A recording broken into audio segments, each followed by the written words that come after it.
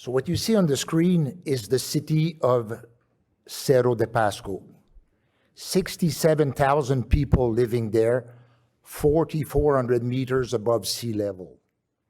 It's a city, but it's also a mine. You can check the huge pit there. The Spanish came up there in 1630. They saw that big mass of lead, zinc, copper, gold, and silver. They start mining this. That mine has never stopped its operation for 400 years. I don't know one mine that has such a statistic. In 1906, Mr. J.P. Morgan himself and his group put what they still call the greatest investment of the 20th century in Peru. He invested tens of millions of dollars, which is the equivalent today of billions of dollars. The Americans sent the best engineers, the best geologists, the best equipment. Cerro de Pasco became the school of all the mines in the world. Everybody wants to work at Cerro de Pasco. They list the company on the New York Stock Exchange in 1916. It was called Cerro de Pasco Copper Corporation. That was the largest gold, copper, silver mine in the world. That was also the cash cow of the country.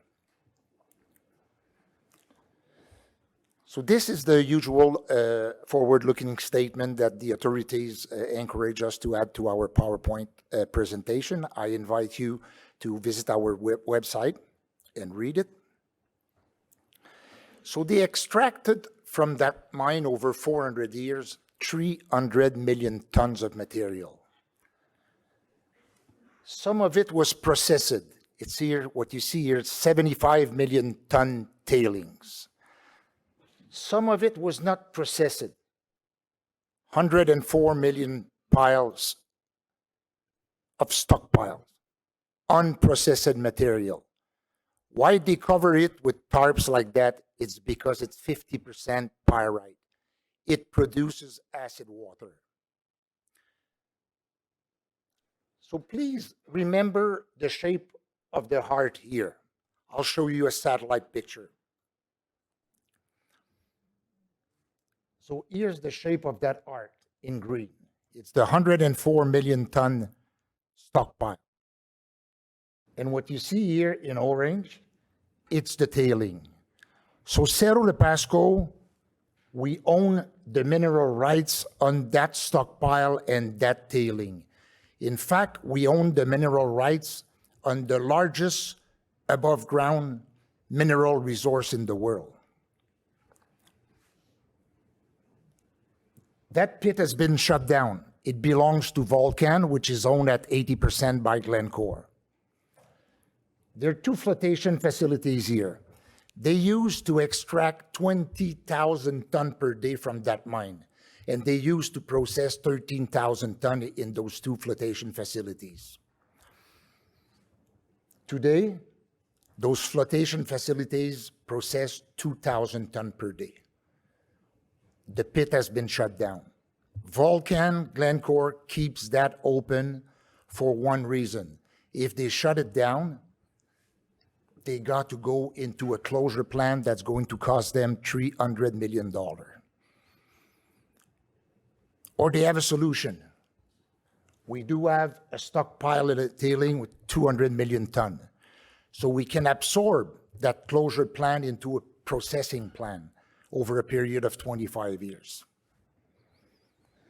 In 2019, we wanted to buy the whole thing. So we were buying those two flotation facilities for $1, and we had to swallow the oxide plant for $140 million that Glencore and Volcan were going to finance through a stream. And just before we signed, COVID happened. So we were just about signing. But let's recall, we were going to pay them back through a stream. So most of the mines in Peru were shut down. Peru was the most affected country per capita in the world. So that mine, Cerro de Pasco, was shut down. So no ore, no money, no stream, no deal. We end up not making a deal. But we spent 4 months in the offices of Volcan and Glencore. 4 of our engineers and geologists went with the monthly report, month by month, from 1906 until 1992. We knew precisely what they have processed. So we know they have processed 16 million ton at 4% copper, 200 gram gold, 200 gram silver, 3 gram gold. And they know we have processed 58 million ton at 3.3% lead, 8.6% zinc, and 3 ounces silver. Was this ever a big and rich mine? We know also precisely what they have recovered, which is here. So at the end of the day, we know precisely what is left in that tailing. So if we put the copper, the lead, the zinc, and the gold into silver equivalent, we end up with 451 million ounces of silver equivalent, 12 to $14 billion worth of metal above ground. Let's recall that 40% of the production of a base metal or a precious metal is mining. There's no mining there, it's above ground.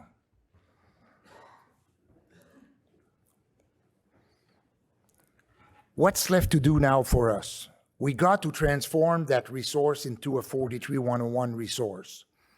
So we got to perform those 40 holes on the tailing.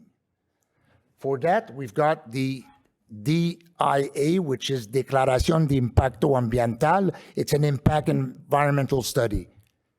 Done. We got the permitting from the Minister of Energy and Mine 2 years ago. Done. We got $2 million from Glencore, US dollar, to pay for all the work. Glencore gave us the $2 million. They just say, pay us back 1 year after you start production. No other attachment. They just want to see the ore.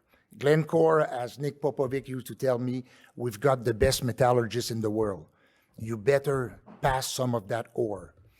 So let's recall, if Volcan goes south anyhow, Glencore has always the opportunity to save the area with our stockpile and tailing.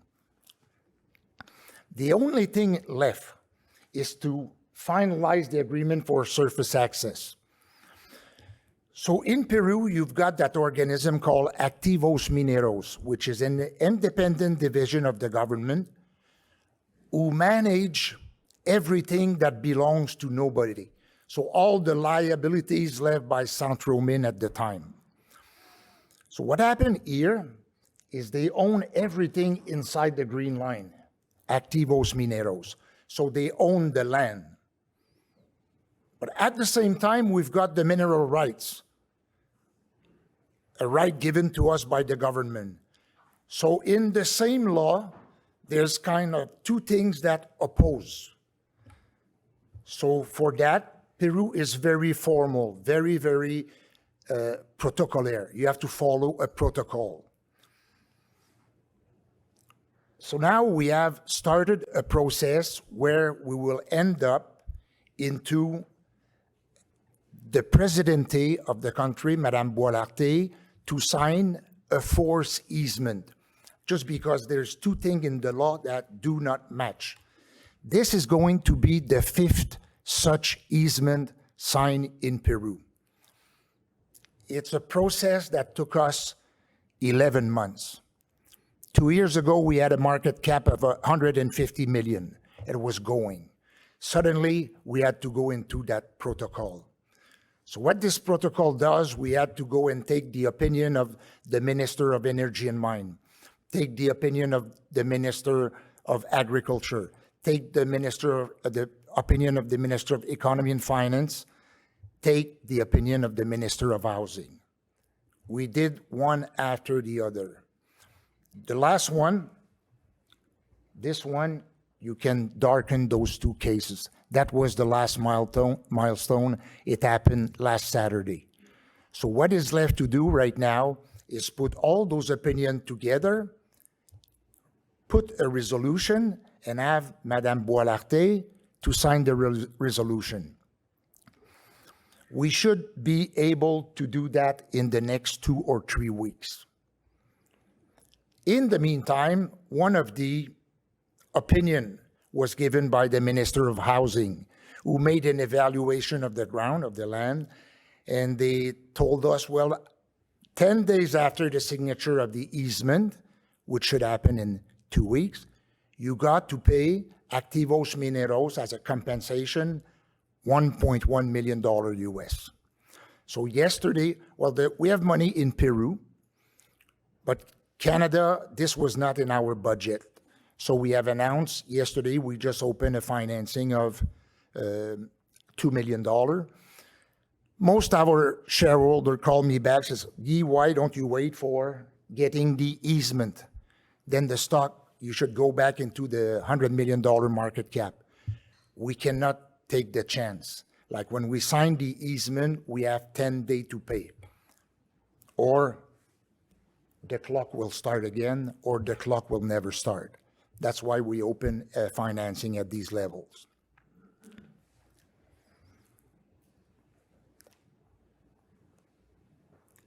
Nice thing about that project, we did our own model. We end up with very, very conservative recovery with all the metals. We end up with the NPV at $1.5 billion US. It's $2 billion Canadian. We're trading right now at a market cap of $35 million Canadian. There should be an adjustment at some point. That project, by the way, from our conservative model, have an IRR of 50.8%. Other nice thing about that tailing, it's those base metal and precious metal are dispersed. Like today, price of zinc is no good. Price of copper is good. Price of gold is good. Price of silver is good. A year ago, zinc was at $3,500 per ton. You understand? So we've got a good equilibrium here.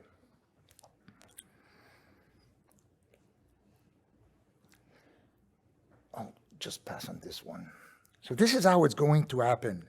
What you see in orange is the tailing. So we're going to bring a ponton. Putting a hole there in that tailing will naturally bring water. We bring a ponton. And then we're going to have some pumps, and we're going to create mud. There are 2 mills belonging to Volcan Glencore, 1.2 kilometers behind there. So you see, we're going to create that mud, pump the mud, day and night, no stop, no noise, no trucking, no dynamite, no dust. Perfect for the community of Cerro de Pasco. By the way, that community loves our project. There was 7,000 people working there a few years ago. Today, that operation barely employs 500 people. You tell me what you do else at Cerro de Pasco, 4,400 meters above sea level. You can grow maca, 100 people. There are some llamas, 100 people.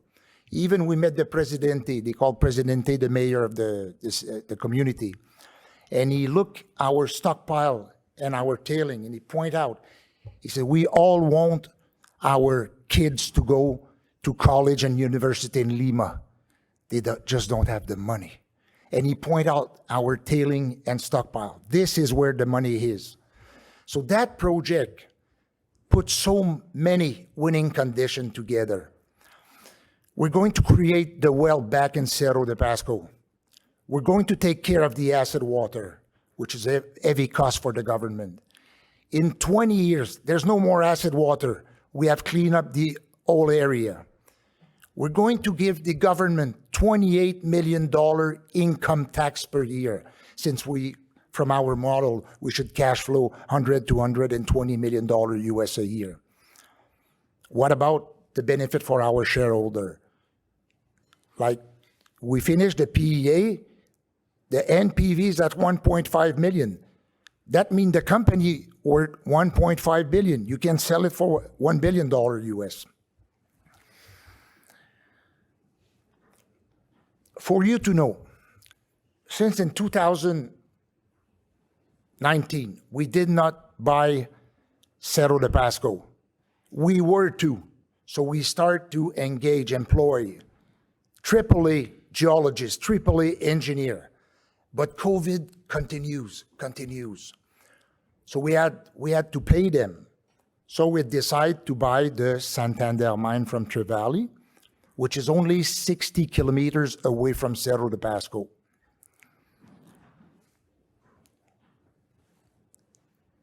That facilities can process 2,500 tons per day, has been commissioned by Glencore in 2013. Replacement value above $100 million.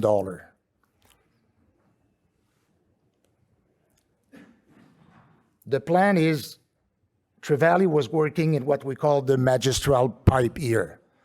Our plan is now to put that tunnel and come into the Santander pipe, which is averaging 7 to 8% zinc with lead and silver, compared to the magistral pipe, which was where we were mining lately, 3% zinc.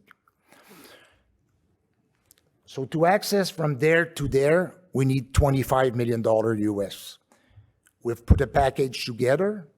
We got the offtake from Ocean Partner, $7.5 million.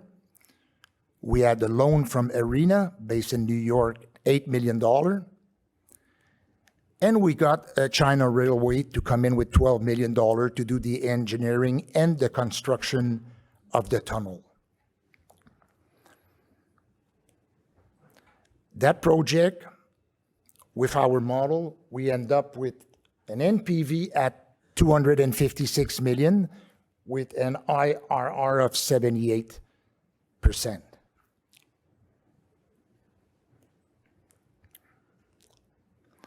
With 313 million shares outstanding, 40% of them belongs to a fund, which is very close to us, and management. This is us. So I will not attend I have to take a plane in an hour and a half. My colleague, Steven Zadka, will do the questions, and he will be at the booth if you have further questions. There, we have a booth right beside there. Thank you for attending.